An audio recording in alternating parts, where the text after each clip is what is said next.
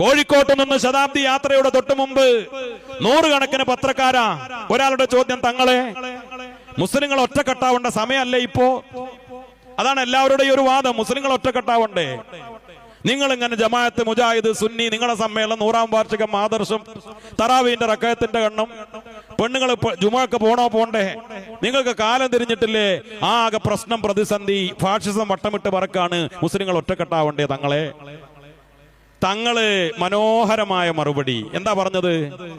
മുസ്ലിങ്ങൾ മാത്രം, ഇത് ഇന്ത്യയല്ലേ? ഈ ബഹുസ്വര രാജ്യത്ത്, ഒരുപാട് നാനാജാതി മതവിഭാഗങ്ങൾ തിങ്ങിപ്പാർക്കുന്ന ഇന്ത്യ രാജ്യത്ത്, പാരമ്പര്യമുള്ള ഇന്ത്യയില് മുസ്ലിങ്ങൾ മാത്രം കണ്ട് ഒറ്റക്കെട്ടായാല് അപ്പൊ ഭൂരിപക്ഷ സമുദായം അവരെന്തോ മുസ്ലിങ്ങളൊക്കെ ഒറ്റക്കെട്ടായിട്ടുണ്ട്, അവരെന്തൊക്കെ പടപ്പുറപ്പാടാണ്, അവരെന്തിനൊക്കെ ഒരുങ്ങിക്കാണ്, അപ്പോഴല്ലേ ഭൂരിപക്ഷ സമുദായം വേറെ ഒറ്റക്കെട്ടാവുക? തങ്ങൾ പറഞ്ഞു, സയ്യിദുൽ ഉലമ, ഇന്ത്യയിൽ ബഹുസ്വര രാജ്യത്ത് മുസ്ലിങ്ങളും ന്യൂനപക്ഷങ്ങളും ക്രിസ്ത്യാനികളും ദളിതരും നാനാജാതി മതവിഭാഗങ്ങൾ ഇവിടെയുണ്ട്. എല്ലാവരും ജനാധിപത്യത്തിന്, മതേതരത്വത്തിന്, രാജ്യത്തിന്റെ പുരോഗതിക്ക് വേണ്ടി ഒറ്റക്കെട്ടാവുകയാണ് വേണ്ടത്. മുസ്ലിങ്ങൾ മാത്രം ഒറ്റക്കെട്ടാവുകയല്ല. എത്ര ദീർഘദൃഷ്ടിയോടെ, കുശാഗ്ര ബുദ്ധിയോടെ ചോദ്യകർത്താവിന്റെ ചൂണ്ടക്കൊളുത്തിന്റെ മുനയൊടിച്ചുകൊണ്ട് തങ്ങൾ ഉസ്താദ് മറുപടി പറഞ്ഞത്. അതല്ലേ നമ്മുടെ നിലപാട്? ഇത് സമസ്തക്കറിയാം. നിങ്ങൾ എന്താ മനസ്സിലാക്കിയത്? ഫാഷിസവും ഫാഷിസത്തിന്റെ അതിനേക്കാൾ വലിയ അപ്പോസ്തലന്മാരും ഇവിടെ വട്ടമിട്ട് പറക്കുന്നു എന്ന് സമസ്തക്കറിയാം. ഈ സമ്മേളന തിരക്കുകൾക്കിടയിൽ ഈ കഴിഞ്ഞ 17-ാം തീയതി, ഈ ജനുവരി മാസം, സുപ്രഭാതത്തിൽ 1-ാം പേജിൽ ഒരു വാർത്ത കൊടുത്തിരുന്നു. ലീഡ് സ്റ്റോറി ആയിട്ട് എന്തായിരുന്നു കൊടുത്തത്? സമസ്ത കേരള ജംഇയ്യത്തുൽ ഉലമ സുപ്രീം കോടതിയെ സമീപിച്ചു. സമസ്തക്ക് വേണ്ടി ഷെയ്ഖുൽ ജാമി ആലിക്കുട്ടി ഉസ്താദ് ഒപ്പിട്ട് ഹർജി കൊടുത്തു. എന്തിനു വേണ്ടി? ആൾക്കൂട്ടക്കൊല, വിദ്വേഷ പ്രസംഗങ്ങൾ, അതിന്റെ പേരിൽ വർഗീയതയുണ്ടാക്കുന്നവർക്കെതിരെ സുപ്രീം കോടതി ഒരു വിധി പറഞ്ഞിരുന്നു. സംസ്ഥാന സർക്കാരുകളോട് നിർദ്ദേശിച്ചിരുന്നു, ശിക്ഷകൾ നടപ്പാക്കണം, നിയമം നടപ്പാക്കണം. അത് സംസ്ഥാന സർക്കാരുകൾ നടപ്പാക്കുന്നില്ല. സമസ്ത പരാതിപ്പെട്ടു. കേരളത്തിൽ വരെ ആൾക്കൂട്ടക്കൊലയുണ്ടായി. അതുകൊണ്ട് കോടതി വിധി നടപ്പാക്കാത്ത സംസ്ഥാന സർക്കാരുകൾക്കെതിരെ കോടതി അലക്ഷ്യത്തോടുകൂടെ നടപടി സ്വീകരിക്കണമെന്ന് ആവശ്യപ്പെട്ടുകൊണ്ടാണ് ഈ സമ്മേളന തിരക്കുകൾക്കിടയിൽ സമസ്ത സുപ്രീം കോടതിയിൽ പോയത്. കഴിഞ്ഞ മാസം വിവാഹമോചനവുമായി ബന്ധപ്പെട്ട ഒരു കേസ് സമസ്ത സുപ്രീം കോടതിയിൽ ഫയൽ ചെയ്തു. ഇന്ത്യയിൽ ആകെ 2 സംഘടനയാണ് അതിന് പോയത്.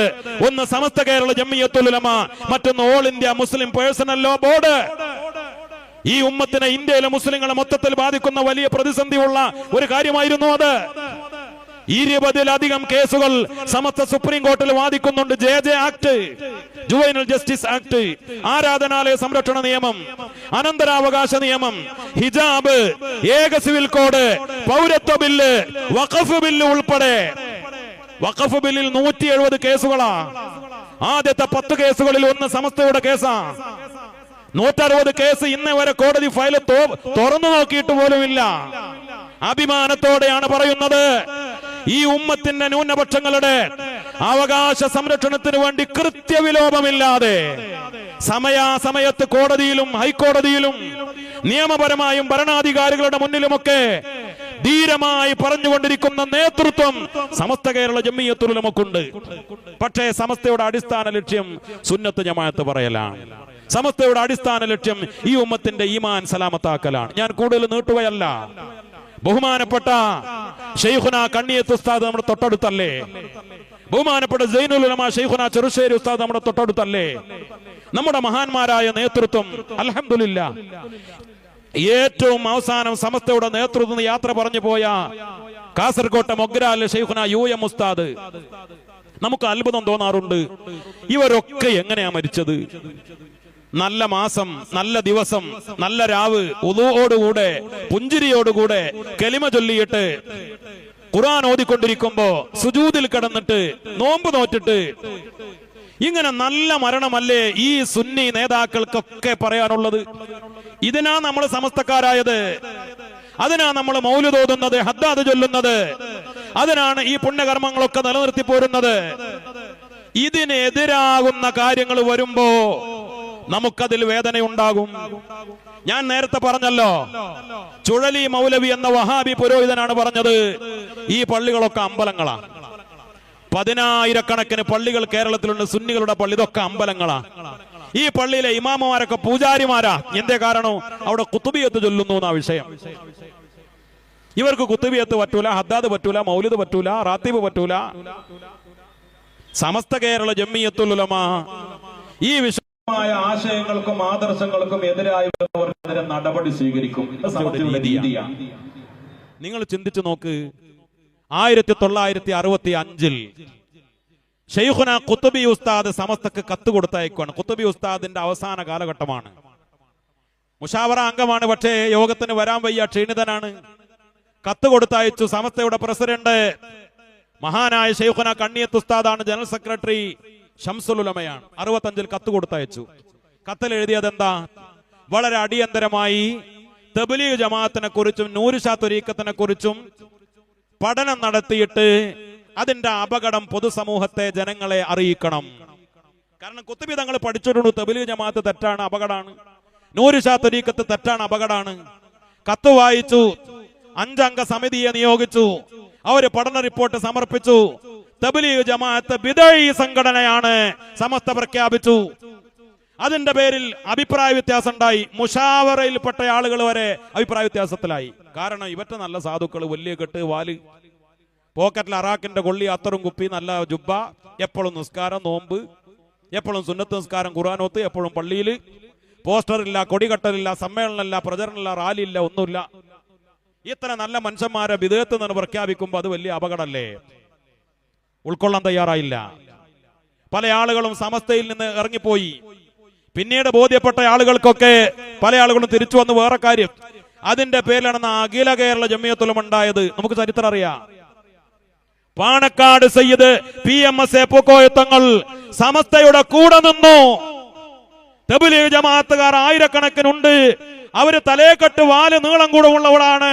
അതോടൊപ്പം സുന്നത്തുകൾ ചെയ്യുന്ന നല്ല ആളുകളാ. അവരെ നമുക്ക് അവഗണിക്കാൻ പറ്റൂല എന്ന് പറഞ്ഞ് അവരുടെ കൂടെ നിന്നില്ല. സമസ്തയുടെ കൂടെ ഉറച്ചു നിന്നു പാണക്കാട്ട് PMS പൂക്കോയത്തങ്ങൾ.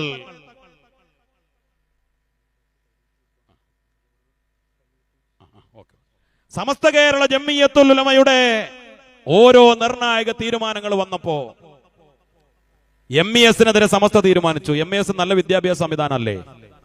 നിങ്ങൾ ചിന്തിച്ചു നോക്കി, ഇത്ര എഞ്ചിനീയറിംഗ് കോളേജ്, മെഡിക്കൽ കോളേജ്, വിദ്യാഭ്യാസ സ്ഥാപനം. സമസ്ത എന്തിന്റെ പേരിലാണ്?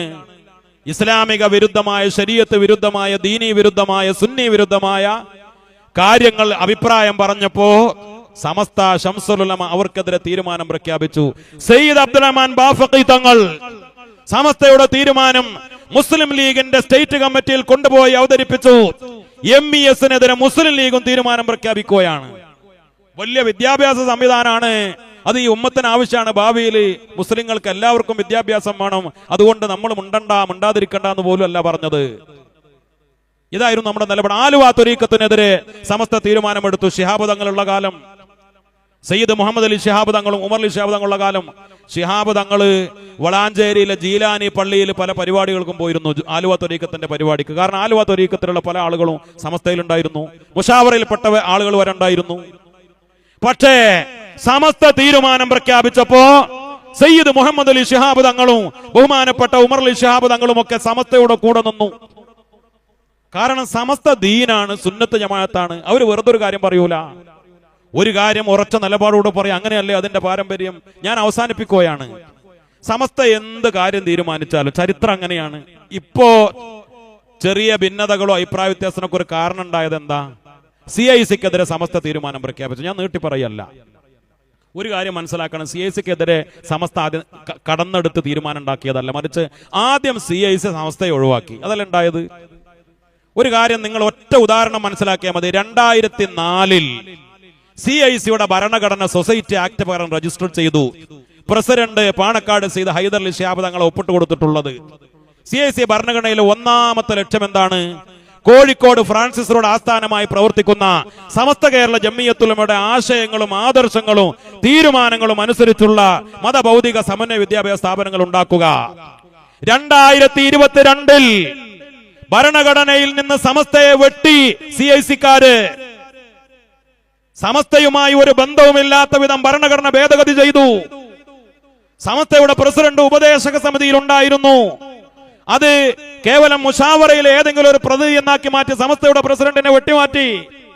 സമസ്തക്ക് പറ്റാത്ത 3-ലധികം ഭേദഗതികൾ ഭരണഘടനയിൽ വരുത്തിയിട്ട് സമസ്തയെ ആദ്യം ഭരണഘടനയിൽ നിന്ന് വെട്ടിമാറ്റി ത്വലാഖ് ചൊല്ലിയത് CIC-ക്കാരാണ് എന്ന് 2022 സമസ്ത നടപടി സ്വീകരിച്ചില്ലല്ലോ. സമസ്ത അവരെ പുറത്താക്കിയില്ലല്ലോ.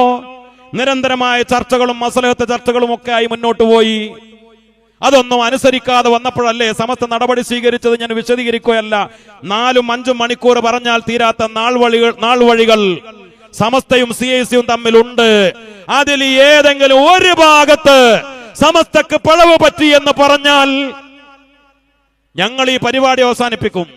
ആർക്കാ പറയാൻ കഴിയാ? ഈ കാര്യത്തിൽ സമസ്തക്ക് പഴിച്ചു എത്ര കത്ത്, അങ്ങോട്ടും ഇങ്ങോട്ടും കത്തടപാടുകൾ, എത്ര മീറ്റിങ്ങുകൾ, യോഗങ്ങൾ. അടിസ്ഥാനപരമായ കാരണം എന്താണ്? ചില ആളുകൾക്ക് അതൊരു അസൂയ കൊണ്ടാണ്. എന്തിനാ സമസ്തക്ക് അസൂയ? സമസ്തയുടെ കീഴിൽ ഒരു വിദ്യാഭ്യാസ സംവിധാനം പടർന്ന് പന്തലിച്ചാൽ അത് സമസ്തയുടെ കൂടെ നിൽക്കണം. അതല്ലേ സമസ്ത ആഗ്രഹിക്കുക? അവർ പുറത്താക്കുവോ? അത് അസൂയയാണോ? എന്തിനാണ് സമസ്ത നടപടി സ്വീകരിച്ചത്? കാരണം ഇതിന്റെ ആളുകൾക്ക് സുന്നത്ത് ജമാഅത്തിലെ ചില വീര്യത്തിലെ കുറവുകളും അപകടങ്ങളും മണത്തറിഞ്ഞു സമസ്ത. ചില സാമ്പിളുകൾ പറഞ്ഞാല് ഈ ചുഴലി മൗലവിയുടെ ഒക്കെ തന്നെ വാദം, ഖുതുബിയത്തിനെതിരായ വാദം, യാ ഗൗസു യാ മുഹിയുദ്ദീൻ എന്ന് 1000 വട്ടം ചൊല്ലുന്നതിനെതിരെ കുട്ടികൾക്ക് ക്ലാസ് എടുത്തു കൊടുക്കുക. അതോടൊപ്പം തന്നെ ത്വരീഖത്ത്, ബൈഅത്ത്, ഖുതുബ്, ഗൗസ്, മുരീദ്, ശൈഖ് ഇതൊന്നും ദീനിലില്ല എന്ന് കുട്ടികൾക്ക് പറഞ്ഞു കൊടുക്കുക. പുസ്തകങ്ങളിൽ സുന്നി വിരുദ്ധമായ ആശയങ്ങൾ കടന്നുകൂടിയിരുന്നു, നിഷേധിക്കാൻ കഴിയൂല. പല പുസ്തകങ്ങൾ സയ്യിദ് ഖുതുബിന്റെ, അതേപോലെ വേറെ ഫിഖ്ഹുൽ മുയസ്സർ പോലെയുള്ള, അത് മാറിപ്പോയിട്ടൊന്നുമല്ല, ഇന്ന് അങ്ങനെ പ്രചരിപ്പിക്കുന്ന വേറെ ഫിഖ്ഹുൽ മുയസ്സറ. ഈ വഹാബിസം ഉള്ള ഫിഖ്ഹുൽ മുയസ്സർ തന്നെ സിലബസിൽ പഠിപ്പിച്ചിരുന്നു നേരത്തെ. ഇപ്പൊ ഉണ്ടോ ഇല്ല എന്നുള്ളതല്ല, സമസ്ത അതല്ലേ പറഞ്ഞു. നേരത്തെ ഉണ്ടായിരുന്നു എന്നല്ല പറഞ്ഞത്. സിലബസിൽ മാറ്റം വരുത്തണം സമസ്ത പറഞ്ഞു. അവരുടെ കമ്മിറ്റിയിൽ സമസ്തയുടെ നടപടികൾ, സമസ്തയുടെ ഇടപെടലുകൾ സയ്യിദ് സ്വാദിഖ് അലി ശിഹാബ് തങ്ങൾ സമസ്തക്ക് ഒപ്പിട്ട് നൽകി. രേഖ നമ്മുടെ കയ്യിലുണ്ട്, ഇപ്പൊ വായിക്കാൻ സമയമല്ല. സ്വാദിഖ് അലി തങ്ങൾ പറഞ്ഞു സമസ്ത എല്ലാ സ്ഥാപനങ്ങൾക്കും 20-ലധികം നിർദ്ദേശങ്ങൾ കൊടുത്തിട്ടുണ്ട്. അത് CIC സ്ഥാപനങ്ങളും പാലിക്കണം. സമസ്ത നിയോഗിക്കുന്ന നിശ്ചിത ആളുകൾ CIC-യിൽ ഉണ്ടാവണം. ഇതൊക്കെ സ്വാദിഖ് അലി ശിഹാബ് തങ്ങൾ എഴുതി ഒപ്പിട്ട് കൊടുത്തതാ. എന്നിട്ട് എന്തേ അതിനേക്കാൾ തങ്ങളെ ഓവർടേക്ക് ചെയ്ത കുറെ ആളുകൾ അത് അംഗീകരിക്കാതെ പോയത്? തങ്ങളും കുഞ്ഞാലിക്കുട്ടി സാഹിബും ഉൾപ്പെടെ മധ്യസ്ഥന്മാർ 9 തീരുമാനങ്ങൾ എടുത്തു. എന്തേ ഇവർ അംഗീകരിക്കാതെ മാറ്റിവെച്ചത്? ധിക്കാരത്തോടുകൂടെ മുന്നോട്ട് പോയി. ഞാൻ അവസാനിപ്പിക്കട്ടെ, കാരണം ഇവരുടെ ലക്ഷ്യത്തിലേക്ക് അടുക്കുകയാണ്. ഇപ്പോ മുമ്പ് തബ്ലീഗ് ജമാഅത്തിനെ മനസ്സിലാക്കാത്തവർ പിന്നെ മനസ്സിലാക്കി, ആലുവ ത്വരീഖത്തിനെ അന്ന് മനസ്സിലാക്കാത്തവർ പിന്നെ മനസ്സിലാക്കി, സമസ്ത മാറ്റി നിർത്തിയ കള്ളത്വരീഖത്തുകൾ അന്ന് മനസ്സിലാക്കാത്തവർ പിന്നെ മനസ്സിലാക്കിയതുപോലെ ഇനി മനസ്സിലാക്കും. കാരണം അത് തുടങ്ങിക്കഴിഞ്ഞില്ലേ. ചില ഉദാഹരണങ്ങൾ ഇപ്പൊ പറഞ്ഞു. പുതിയ അധ്യയന വർഷം സുന്നികളെ മാത്രമല്ല എല്ലാ കുട്ടികളും ചേർക്കാൻ തീരുമാനിച്ചിട്ടുണ്ട്. എങ്ങനെ ഉണ്ടായിരിക്കും സങ്കര സംസ്കാരം? ഒരു മുജാഹിദ് കുടുംബത്തിൽ നിന്ന് ഒരു ജമാഅത്ത് കുടുംബത്തിൽ ഒരു കുട്ടി പഠിക്കാൻ വന്നു, മറ്റേ കുട്ടികൾ കുറച്ച് ആളുകൾ സുന്നികള്. ഒരു ആദർശം നമുക്ക് അഭിമാനമല്ലേ ഉള്ളത്? നമ്മുടെ ജാമ്യയിലാണെങ്കിലും ഓരോ സ്ഥാപനത്തിലും സുന്നികളായ പോരാ, സമസ്തക്കാരാണ് തെളിയിക്കണ. SKSF-ന്റെ കത്ത് വേണം, ചേരാനും വേണം, സനത് വാങ്ങാനും വേണം. ദാറുൽ ഹുദയിലൊക്കെ ചേരുമ്പോൾ 5ാം ക്ലാസ് സമസ്തയുടെ പൊതുപരീക്ഷ സർട്ടിഫിക്കറ്റിന്റെ പാസ്സാവണം, വേറെ പറ്റൂല. ഈ സമസ്തക്കാരാവണം കുട്ടികൾ, അതല്ലേ നമ്മുടെ നിലപാട്. ഇപ്പൊ ഇവര് പറ എല്ലാവരും ഒരു സങ്കര സംസ്കാരത്തിലേക്ക് കൊണ്ടുവരിക. അതോടൊപ്പം തന്നെ CIC-യുടെ വലിയ അപ്പോസ്തലൻ പറഞ്ഞു ഞങ്ങൾ ക്വാളിറ്റി വിദ്യാഭ്യാസമാണ്, ഞങ്ങൾക്ക് അതിനപ്പുറം ഒന്നുമില്ല, ക്വാളിറ്റി മതി. എന്താ ക്വാളിറ്റി? ക്വാളിറ്റിയുടെ മാനദണ്ഡം എന്താ? വിദ്യാഭ്യാസത്തിൽ ഏറ്റവും വലിയ ക്വാളിറ്റി പറയാണ്. മലപ്പുറം ജില്ലയില് നദന്യാഹു ഒരു സ്കൂൾ തുടങ്ങുകയാണ്, ഞങ്ങൾ കുട്ടികളെ അവിടെ കൊണ്ടുപോയി ചേർക്കുന്നു. ഇല്ല കൂട്ടരെ, ഞങ്ങൾ ചേർക്കൂല, നിങ്ങൾ ചേർത്തോ.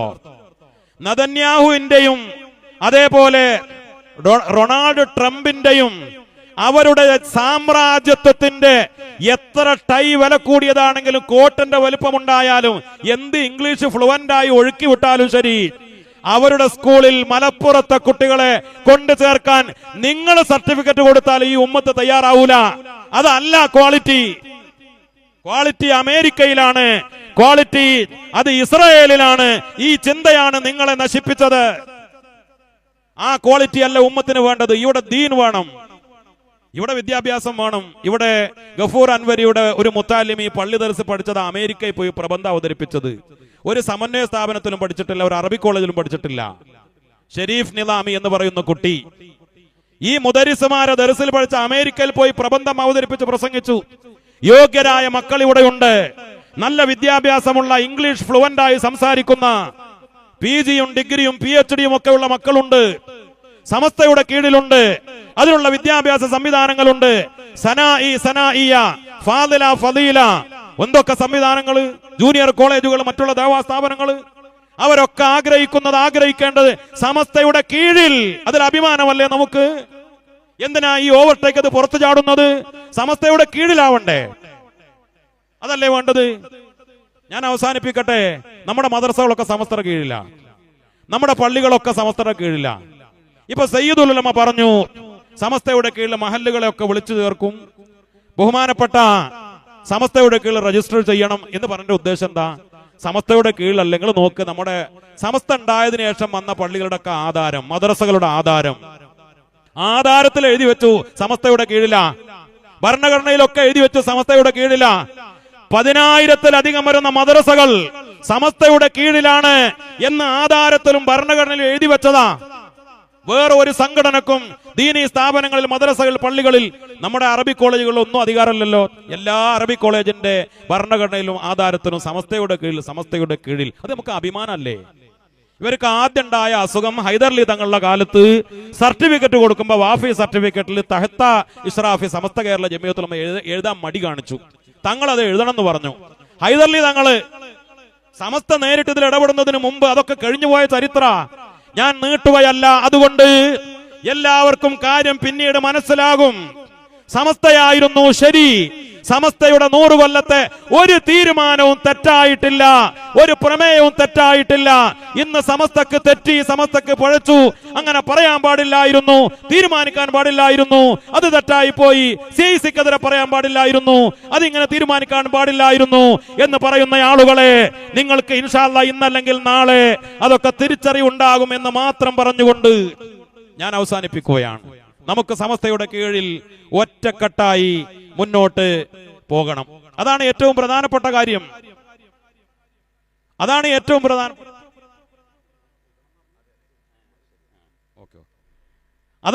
പ്രധാനപ്പെട്ട കാര്യം. ഇൻഷാ അല്ലാഹ് നമ്മൾ എന്തൊരു ആവേശമെന്നറിയോ? നിങ്ങളൊന്ന് ആലോചിച്ച് നോക്ക്. നമ്മുടെ സമ്മേളന നഗരി, ഞാൻ നേരത്തെ വാപ്പോജിനോട് പറഞ്ഞു, വാപ്പോജി നമ്മുടെ സമ്മേളന നഗരി അവിടെ സ്ഥലം തികയോ എന്നുള്ള ബേജാറുണ്ട് എന്ന് പറഞ്ഞു. കാരണം എന്താ, എവിടെ പോയാലും ഞങ്ങളൊക്കെ ഇങ്ങനെ കർണാടകയില്, അതേപോലെ കാസർഗോഡ് ജില്ലയില്, ഓരോ ജില്ലയിൽ ഓരോ പ്രചരണ പരിപാടികൾക്ക് പോകുമ്പോ അവിടെ പങ്കെടുക്കുന്ന ആളുകൾ, സയ്യിദുൽ ഉലമയുടെ യാത്രയിൽ കാണുന്ന ആളുകൾ, ഓരോ ദിവസവും നമുക്ക് കിട്ടിക്കൊണ്ട് നിൽക്കുന്ന റിപ്പോർട്ട്. ഇപ്പൊ ക്യാമ്പ് അംഗങ്ങൾ 33,313 എന്ന് പറഞ്ഞാൽ അതിലധികമായി. ഇവരെയൊക്കെ വിളിച്ചു, ഓരോരുത്തരെ വിളിച്ചു. ഇത് മുമ്പത്തെ പഴയ പോലത്തെ ബാഗും തൂക്കി കിടന്നുറങ്ങാൻ പോണ ക്യാമ്പല്ല, അത് മനസ്സിലാക്കണം. ഈ 33,313 ആളുകളോട് ഓരോ ദിവസം ഓരോ ടാസ്കുകൾ കൊടുത്തുകൊണ്ടിരിക്കുകയാണ്. എന്താ പറയുന്നത്? അവരുടെയൊക്കെ വാട്സപ്പ് ഗ്രൂപ്പുണ്ട്, ലീഡർമാരുണ്ട്, 2 ഉപലീഡർമാരുണ്ട്. അത് ചെയ്തോന്ന് ചോദിക്കാണ്, ഉറപ്പുവരുത്താണ്. അവരോട് പറഞ്ഞു നിങ്ങൾ എല്ലാവരും ഒരു ഭക്ഷണ കിറ്റ് ഏതെങ്കിലും ഒരു സാധുവിന് കൊടുക്കണം ക്യാമ്പിന് വരുന്നതിന് മുമ്പ്. ചില ആളുകൾ പറഞ്ഞു ഞാൻ 1 അല്ല 100 കിറ്റ് കൊടുക്കുകയാണ്. ഒരു ക്യാമ്പ് അംഗം ഇന്നലെ എന്നെ വിളിച്ചിട്ട് പറഞ്ഞു, ഉസ്താദെ എന്റെ വീട്ടിൽ വെച്ച് 100 കിറ്റ് കൊടുക്കാൻ തീരുമാനിച്ചു, നിങ്ങളൊന്ന് വരുമോ എന്ന് ചോദിച്ചിട്ട്. ഒരു നിർദ്ദേശം കിട്ടിയത് 33,313 ആളുകള് ഒരു 10 റുപ്യയുടെ, ഇനിയിപ്പോ ഒരു കഴിവില്ലാത്തവനാണെങ്കിൽ 10 റുപ്യക്ക് എന്തെങ്കിലും വാങ്ങിക്കൊടുക്കാലോ, അല്ലെങ്കിൽ 100 രൂപയുടെ എത്രയോ കഴിയാ ഒരു ഭക്ഷണ കിറ്റ് ഒരു സാധുവിന് കൊടുക്കണം. സ്വതക്കയുടെ സുന്നത്തുകളൊക്കെ പാലിച്ചു കൊടുക്കണം. അതൊക്കെ ഫേസ്ബുക്കിൽ ഫോട്ടോ വിടാനല്ല. രണ്ടാമത്തെ ഒരു ടാസ്ക് പറഞ്ഞ് ഏതെങ്കിലും ഒരു രോഗിയെ സന്ദർശിക്കണം, രോഗസന്ദർശനത്തിന്റെ മര്യാദകളൊക്കെ പാലിക്കണം. ഇന്നലെ പറഞ്ഞു സയ്യിദ് ഹൈദർലി ശിഹാബ് തങ്ങളുടെ ആണ്ടിന്റെ ദിവസമാണ് ഇന്നലെ. അള്ളാഹു മഹാനുഭാവന്റെ ദറജ ഉയർത്തി കൊടുക്കട്ടെ. നമ്മുടെ നേതാവ് 10 കൊല്ലം മുമ്പ് 100-ാം വാർഷികം പ്രഖ്യാപിച്ച ആറ്റപ്പൂ, ആ ആറ്റപ്പൂവിന്റെ ഹദ്റത്തിലേക്ക് 33,313 ആളുകൾ ഓരോ യാസീൻ ഓതണം. വെറുതെ വാട്സപ്പിൽ വോയിസ് വിടലല്ല, അത് ഓതി എന്ന് ഉറപ്പുവരുത്തുകയാണ് അവരുടെ മെന്റർമാർ, ലീഡർമാർ. ഇന്ന് കൊടുത്ത ടാസ്ക് എന്താണ്? വിദ്യാഭ്യാസ രംഗത്ത് ഏതെങ്കിലും ഒരു കുട്ടിക്ക് ഒരു പാഠപുസ്തകം വാങ്ങിക്കൊടുക്കണം, അല്ലെങ്കിൽ ഒരു ബാഗ് വാങ്ങിക്കൊടുക്കണം, അല്ലെങ്കിൽ മദ്രസയിലെ പാഠപുസ്തകം, അല്ലെങ്കിൽ സ്കൂളിലെ പാഠപുസ്തകം, വിദ്യാഭ്യാസ രംഗത്ത് എന്തെങ്കിലും ഒന്നും കഴിയാത്ത ഒരു പെൻസിലെങ്കിലും വാങ്ങിക്കൊടുക്കണം. ഇങ്ങനെയുള്ള ഓരോ ടാസ്കുകൾ കൊടുക്കുകയാണ്. ഇവര് അവിടെ വന്ന് ഇൻഷാ അല്ലാഹ് തഹജ്ജുദ് നിസ്കരിക്കും, വിത്ർ നിസ്കരിക്കും, ദുഹാ നിസ്കരിക്കും, 33,313 യാസീനോതും, 3,313 ഖത്തം തീർക്കും, ഹദ്ദാദ് ചൊല്ലും. ഇങ്ങനെയുള്ള ക്യാമ്പാ. ഞാൻ ഇന്ന് അഷ്റഫിനെ വിളിച്ച് ഒരു റെക്കമെൻഡ് നടത്തി നോക്കി, പക്ഷെ നടന്നില്ല. കാരണം ചില ആളുകൾ ക്യാമ്പിൽ ചേർക്കുമെന്ന് ചോദിച്ചിട്ട് ഒരു നിവൃത്തിയില്ല എന്നാ പറഞ്ഞു. എന്താ ചെയ്യാ? ക്ലോസ്ഡ്. ഇനി ഒരാളെ ഇതിനിടയിൽ എല്ലാരും വിളിച്ചു നമ്മുടെ കുട്ടികള്. അപ്പൊ ചിലതൊക്കെ രോഗാണ്, ഉമ്മാക്ക് സുഖമല്ല, എനിക്ക് വരാൻ കഴിയില്ല എന്ന് പറഞ്ഞു. അങ്ങനെ 2000 വേക്കൻസി വന്നു. ആ 2000 ആളുകളെ വെയിറ്റ് ലിസ്റ്റ് എടുത്തു, പൂർത്തിയായി. ഇപ്പൊ പിന്നെ അവസാനം തീരുമാനം എന്താണ്? ഇനി അങ്ങനെ രജിസ്റ്റർ ചെയ്യാത്ത ആളുകളെ ബാക്കിൽ ഇൻഷാ അല്ലാഹ് അവർക്ക് ഇരിക്കാനുള്ള ഒരു സൗകര്യം ചെയ്തു കൊടുക്കും. ക്യാമ്പ് അംഗങ്ങളുടെ ആനുകൂല്യങ്ങളൊന്നും ഉണ്ടാവില്ല. ഇങ്ങനെ ഒരു ക്യാമ്പ് റെക്കോർഡായിരിക്കുമെന്ന് മനസ്സിലാക്കണം. ഒരുപക്ഷെ ഗിന്നസ് ബുക്കിന് അപേക്ഷ കൊടുത്താൽ 3 ദിവസം റെസിഡൻഷ്യൽ ക്യാമ്പ് ലോകത്ത് നടന്നത് ഇത്രയേറെ ആളുകൾ പങ്കെടുത്ത ക്യാമ്പ് ഉണ്ടായിട്ടില്ല. പിന്നെ സമസ്ത പിന്നെ അതിനൊന്നും അപേക്ഷ കൊടുക്കാറില്ല. ഇനി ആരെങ്കിലുമൊക്കെ സമസ്തക്ക് വേണ്ടി അപേക്ഷ കൊടുത്താൽ അത് ഗിന്നസ് റെക്കോർഡായിരിക്കും. സമസ്തയുടെ ക്യാമ്പ്, സമസ്തയുടെ മഹാസമ്മേളനം, ഇതൊരു ചരിത്രമാണ്. ഒരു കാര്യം നമുക്ക് ബോധ്യപ്പെട്ടു, സയ്യിദുൽ ഉലമയുടെ യാത്രയിൽ ആരായിരുന്നു ആ സദസ്സിൽ? ഇതൊക്കെ 100 കൊല്ലം പഴകിപ്പൊളിച്ച ഒരു സംഘടനയാണ്. കുറെ മൊല്ലാക്കന്മാരുടെ, കുറെ പ്രായമുള്ള കാരണവന്മാരുടെ എന്ന് മനസ്സിലാക്കിയ നിങ്ങൾക്ക് തെറ്റി. സയ്യിദുൽ ഉലമയെ കന്യാകുമാരി മുതൽ മംഗലാപുരം വരെ സ്വീകരിക്കാൻ വന്നത് ചുറുചുറുക്കുള്ള ചുണക്കുട്ടികളായിരുന്നു. വിദ്യാഭ്യാസമുള്ളവർ. തങ്ങൾ ഉസ്താദിന്റെ കൂടെ ജോലി ലീവാക്കിയിട്ട് എത്ര ഡോക്ടർമാരാണ്, എഞ്ചിനീയർമാരാണ്, വലിയ ഉദ്യോഗസ്ഥന്മാരാണ് 10 ദിവസം ലീവ് എടുത്ത് 1 ദിവസം മുടങ്ങാതെ സഞ്ചരിച്ചത്. ഈ മക്കൾ സമസ്തയുടെ കൂടെയുണ്ട്. അവർ ആഗ്രഹിക്കുന്നു, ഞങ്ങൾക്ക് തഹജ്ജുദ് നിസ്കരിക്കണം, ഞങ്ങൾക്ക് ഹദ്ദാദ് ചൊല്ലണം, ഞങ്ങൾക്ക് മൗലിദ് ഓതണം, നാരിയത്ത് സ്വലാത്ത് ചൊല്ലണം, ഞങ്ങൾക്ക് മുത്തുനബിയെ സ്വപ്നത്തിൽ കാണണം, ഞങ്ങൾക്ക് മുത്തുനബിയെ മരിക്കുന്ന സമയത്ത് കാണണം. കണ്ണിയത്ത് ഉസ്താദ് കണ്ടതുപോലെ, ബഹുമാനപ്പെട്ട ശൈഖുന മഹാനായ മേലാറ്റൂർ കുഞ്ഞാണി ഉസ്താദ് കണ്ടതുപോലെ, നമ്മുടെ മഹാന്മാരായ പല നേതാക്കളും കണ്ടതുപോലെ അല്ലാഹുവിന്റെ റസൂലിനോടുള്ള ഹുബ്ബ് വേണം. അവിടുത്തെ ശഫാഅത്ത് ലഭിക്കണം. ബദരീങ്ങളുടെ ആളുകളാവണം. മജ്ലിസുൻ നൂർ നടത്തണം. ഇതൊക്കെ മോഹിക്കുന്ന യുവതലമുറ, ദീൻ ആഗ്രഹിക്കുന്നവർ, മറ്റ് ഭൗതിക താല്പര്യമില്ലാത്തവർ സമസ്തയുടെ കൂടെ കൂടുന്നത് അതിനു വേണ്ടിയ ഭൗതികമായ ഒരു ലക്ഷ്യത്തിനു വേണ്ടിയല്ല. അവിടെ ആ വിഷയം. ഇവിടെ നമുക്ക് പറ്റിപ്പോയ അബദ്ധം എന്താണെന്നറിയോ? നമ്മളിങ്ങനെ ഓരോരുത്തർക്ക് അനുസരിച്ചല്ലേ ചിന്തിക്കുക. ചില ആളുകളുടെ ധാരണ ഇവിടെ ആകെ പ്രശ്നം ഇവിടെ ഈ ദുനിയാവാണ്. ഈ ദുനിയാവിലെ ചില പ്രശ്നങ്ങളാണ്. ഇവിടെ വിദ്യാഭ്യാസം വേണം, ഭൗതിക വിദ്യാഭ്യാസം മാത്രം. ഇവിടെ അധികാരം വേണം, പണം വേണം. ഇതല്ലേ ചില ആളുകളുടെ ചിന്താഗതി. അത് ഇല്ലാതാകുമ്പോഴല്ലേ അബദ്ധങ്ങളൊക്കെ സംഭവിക്കുന്നത്. അള്ളാഹു റബ്ബുൽ ഇസ്സത്ത് കാത്തുരക്ഷിക്കട്ടെ. ഭൗതികമായ മാത്രം ചിന്തകളായാൽ അപകടങ്ങൾ ഉണ്ടാവൂലേ? ഇപ്പൊ ഇന്നൊന്നലൊക്കെ സോഷ്യൽ മീഡിയയിൽ ചർച്ച എന്താണ്? ഒരു ഇതര മതസ്ഥനായ ഒരു സഹോദരൻ ആത്മഹത്യ ചെയ്തു.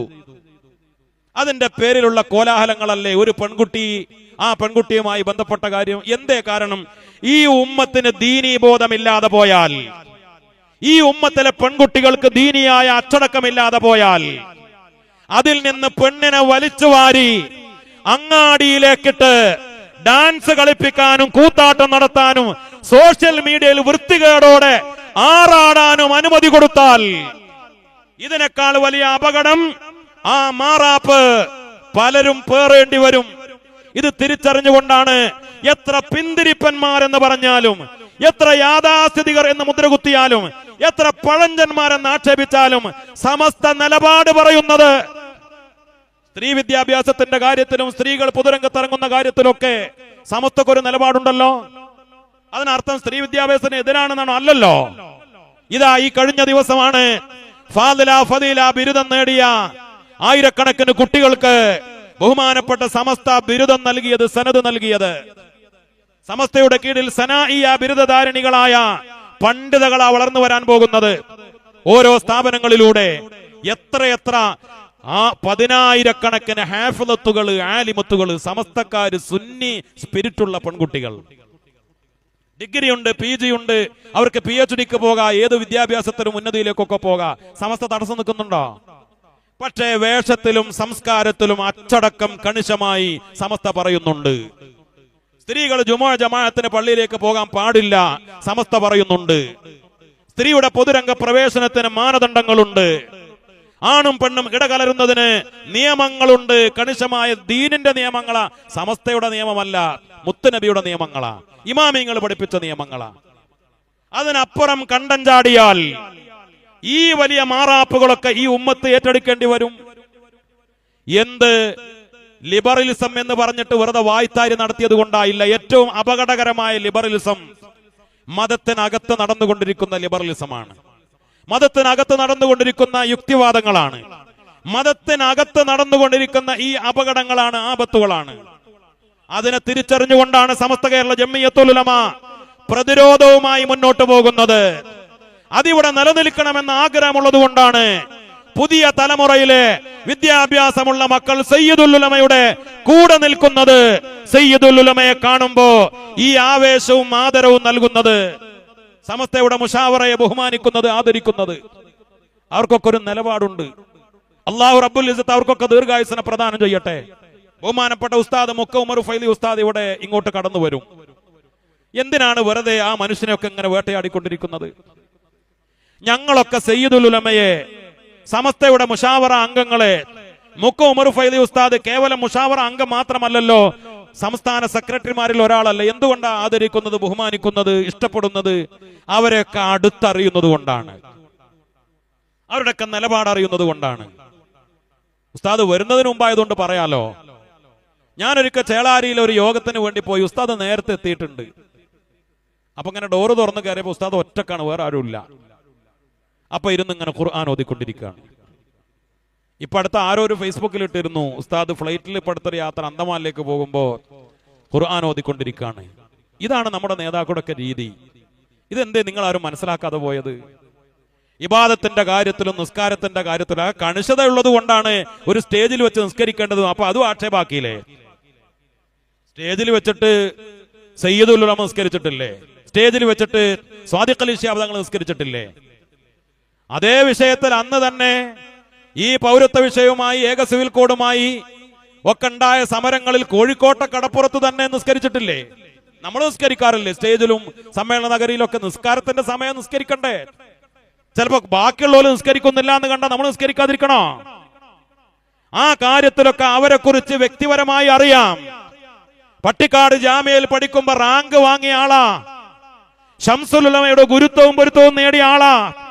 ശംസുൽ ഉലമ വഫാത്താകുന്ന സമയത്ത് 96-ൽ റബീഉൽ ആഖിറിൽ കലിമ ചൊല്ലി ശംസുൽ ഉലമ മരിക്കുന്ന സമയത്ത് കൂടെയുള്ള ആളാണ് ബഹുമാനപ്പെട്ട മുക്ക ഉമർ ഫൈലി ഉസ്താദ്.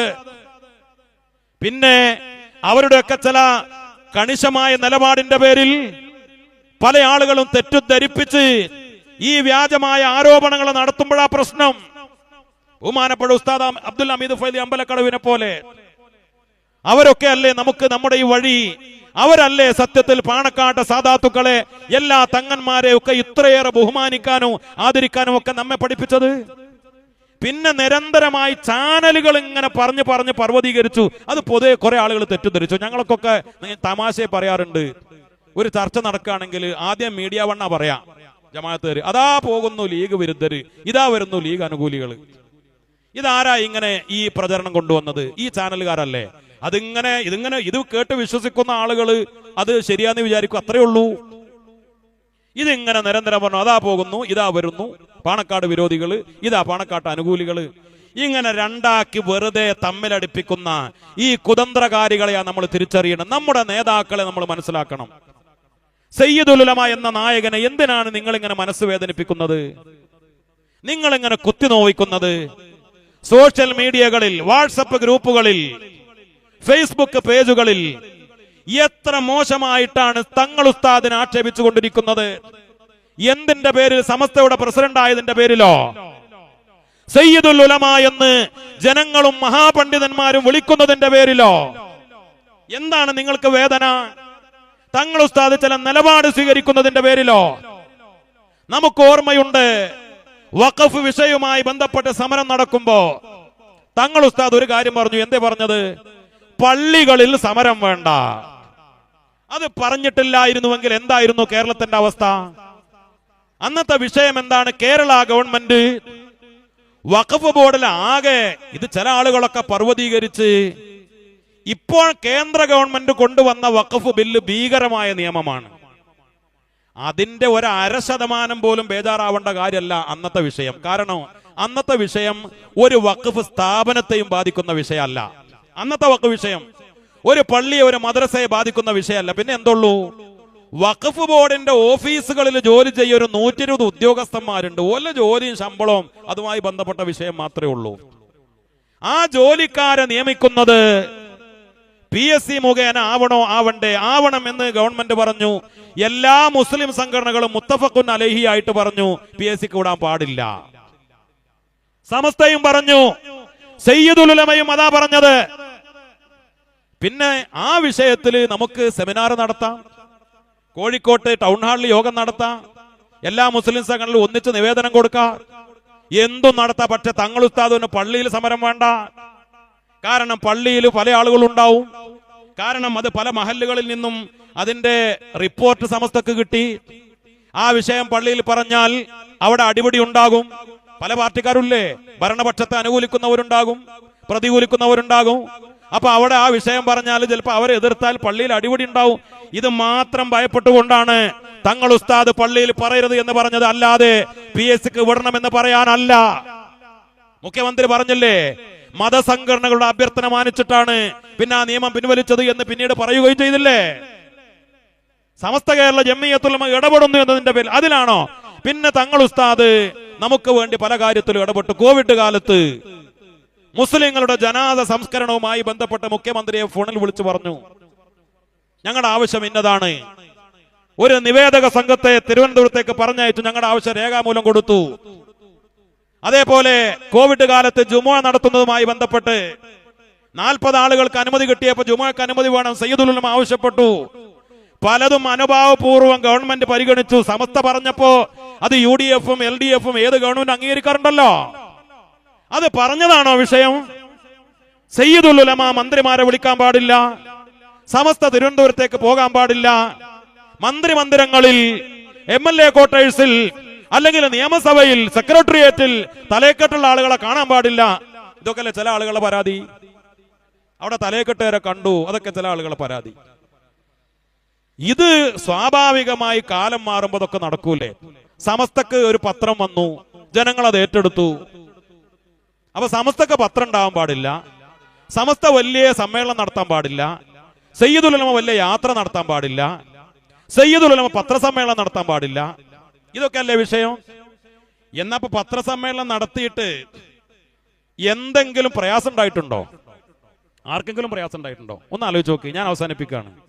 തങ്ങൾ ഉസ്താദ് പത്രസമ്മേളനം നടത്തിയിട്ട് എന്തെങ്കിലും വിവാദം ഉണ്ടായോ? ഇപ്പോ തമാശ പറയാണ്, മന്ത്രിമാര് വരെ പലതും പറഞ്ഞിട്ട് പിന്നെ പിൻവലിക്കുക അല്ലേ വിവാദമാകുമ്പോ. ഇപ്പൊ ഏറ്റവും കഴിഞ്ഞ ആഴ്ചയിൽ എന്തൊക്കെ നമ്മൾ കണ്ടു. പ്രസംഗിക്കുമ്പോ പറയും, പത്രക്കാരോട് പറയും, മന്ത്രിമാര് പറയും, ജനപ്രതിനിധികൾ പറയും, അല്ലാത്തവര് പറയും. എന്നിട്ട് പിന്നെ നേരം വെളുത്തിട്ട് വന്നിട്ട് പറയും ഞാൻ പിൻവലിച്ചു എന്നും പറയും. ഇന്നേ വരെ സയ്യിദുൽ ഉലമ ഒരു പ്രസംഗത്തിലോ ഒരു പത്രസമ്മേളനത്തിലോ പറഞ്ഞത് പിൻവലിക്കേണ്ടി വന്നിട്ടുണ്ടോ? അള്ളാഹു കൊടുത്തൊരു തൗഫീഖാണ്. നാർക്കോട്ടിക് ജിഹാദുമായി ബന്ധപ്പെട്ട് വിവാദമുണ്ടായപ്പോ കോഴിക്കോട്ടെ പത്രക്കാര് തങ്ങൾ ഉസ്താദിനോട് ചോദിച്ചു. സരസമായ മനോഹരമായ മറുപടി കൊടുത്തു. അത് കഴിഞ്ഞപ്പോഴാണ് കാസയുടെയും ക്രിസംഖികളുടെയും ഉപദേശം കേട്ട് തെക്കൻ കേരളത്തിലെ മെത്രാന്മാര്, പള്ളിയിലച്ചന്മാര് നാർക്കോട്ടിക് ജിഹാദ് വിവാദമാക്കിയപ്പോ മതസൗഹാർദ്ദം തകരാൻ, ഇവിടെ തീവ്രവാദം കത്താൻ കാരണമാക്കി അവരിടപെട്ടപ്പോ അമുസ്ലിങ്ങളായ പത്രക്കാരാ പറഞ്ഞ മെത്രാന്മാരെ, അച്ഛന്മാരെ, ഈ കേരളത്തിൽ മതസൗഹാർദ്ദം നിലനിൽക്കണമെങ്കിൽ നിങ്ങള് ജിഫ്രി തങ്ങൾ അടുത്ത് പോയി ട്യൂഷൻ നേടണം എന്ന്. അത്രയേറെ പത്രക്കാരുടെ മുന്നിൽ അള്ളാഹു റബ്ബുൽ ഇസ്സത്ത് നൽകിയ ഒരു തൗഫീഖാണ്. പിന്നെ എന്തിനാണ് ആ മനുഷ്യനെ നിങ്ങൾ വേട്ടയാടുന്നത്? ആ മനുഷ്യന്റെ നിലപാടോ ആ മനുഷ്യന്റെ ഇൽമോ? ഒരു ഫത്വ ചോദിച്ചാൽ കിതാബ് നോക്കട്ടെ എന്ന് പറയണ്ട. ഏത് വിഷയത്തിലെ ഫത്വ ചോദിച്ചാലും ഫത്വ കൊടുക്കാൻ പറ്റുന്ന കേരളത്തിലെ ഏറ്റവും വലിയ മുഫ്തിയാണ്. ഏത് കിതാബ്, ഏത് ആയത്ത്, ഏത് ഹദീസ്, ഖുർആനിലോ ഹദീസിലോ ആഴത്തിൽ പാണ്ഡിത്യമുള്ള ഓർമ്മശക്തിയുള്ള അത് അവതരിപ്പിക്കാൻ കഴിവുള്ള തങ്ങൾ ഉസ്താദിന്റെ 10 ദിവസത്തെ യാത്രയിലെ ഓരോ പ്രസംഗവും അതൊരു ഗ്രന്ഥരൂപത്തിലാക്കണം എന്ന് പറഞ്ഞത് കേരളത്തിലെ പ്രഗത്ഭരായ ആളുകളാ. മഹാനവരുടെ പാണ്ഡിത്യമാണോ വിഷയം, നിലപാടാണോ വിഷയം, സൂക്ഷ്മതയാണോ വിഷയം, വേഷവിധാനമാണോ വിഷയം, പിന്നെ എന്താ നിങ്ങളുടെ വിഷയം? അങ്ങനെ ഒരു നേതാവിനെ നമുക്ക് കിട്ടിയതിൽ സമസ്തക്കാരെ അഭിമാനിക്കുകയല്ലേ വേണ്ടത്? അഭിമാനിക്കുന്നവരും അല്ലാത്തവരും ഈ ത്രിവർണ്ണ പതാകക്ക് കീഴിൽ സയ്യിദുൽ ഉലമയുടെ കീഴിൽ അണിനിരന്നുകൊണ്ട് ഇൻഷാ അല്ലാഹ് കാസർകോട്ടേക്ക് വരിക. ജനലക്ഷങ്ങളുടെ കൂടെ സയ്യിദുൽ ഉലമയുടെ നേതൃത്വത്തിൽ 100ാം വാർഷിക മഹാസമ്മേളനം നമുക്ക് ഇൻഷാ അല്ലാഹ് നടത്താം. അല്ലാതെ ഇനിയും ചൊറിഞ്ഞും മാന്തിയും വെറുതെ ഇങ്ങനെ കോപ്രായങ്ങൾ പറഞ്ഞ് ഈ ഉമ്മത്തിൽ പ്രതിസന്ധി ഉണ്ടാക്കാമെന്ന് ആരും മനസ്സിലാക്കണ്ട. 100 കൊല്ലത്തെ വേലിയേറ്റങ്ങളും വേലിയിറക്കങ്ങളും ആർത്തലച്ചു വരുന്ന പ്രതിസന്ധികളുടെ തിരമാലകളും കൊടുങ്കാറ്റുകളും സുനാമികളും അതെല്ലാം തരണം ചെയ്തുകൊണ്ടാണ് ഈ കപ്പൽ പ്രയാണം തുടരുന്നത്. ബാപ്പു ഹാജി പറഞ്ഞതുപോലെ ഒരു തൊണ്ട് തടഞ്ഞ് ഈ കപ്പൽ എവിടെയും വഴിമുടക്കുമെന്ന് ആരും മനസ്സിലാക്കേണ്ടതില്ല. സയ്യിദുൽ ഉലമ എന്ന കപ്പിത്താന്റെ നേതൃത്വത്തിൽ ഈ കപ്പൽ ലക്ഷ്യത്തിലേക്ക് എത്തുക തന്നെ ചെയ്യും. ഈ ഉമ്മത്ത് സയ്യിദുൽ ഉലമയുടെ സമസ്തയുടെ മുഷാവറയുടെ പിന്നിൽ ഒറ്റക്കെട്ടായി ഉണ്ടാകും. തങ്ങന്മാരുണ്ടാകും, ഉമറാക്കൾ ഉണ്ടാകും, മഹല്ല് ഭാരവാഹികൾ ഉണ്ടാകും, സംഘടനാ പ്രതികൾ ഉണ്ടാകും. നമുക്കും ഈ പതാകയുടെ പിറകിൽ ഒന്നിച്ചണിനിരന്ന് മുന്നോട്ട് പോകാം. ഫെബ്രുവരി 4 മുതൽ 8 വരെ കുണിയയിൽ അല്ലാഹു റബ്ബുൽ ഇസ്സത്ത് നമുക്ക് കാണാൻ തൗഫീഖ് നൽകട്ടെ. വആഖിറു ദഅവാന അനിൽ ഹംദുലില്ലാഹി റബ്ബിൽ ആലമീൻ.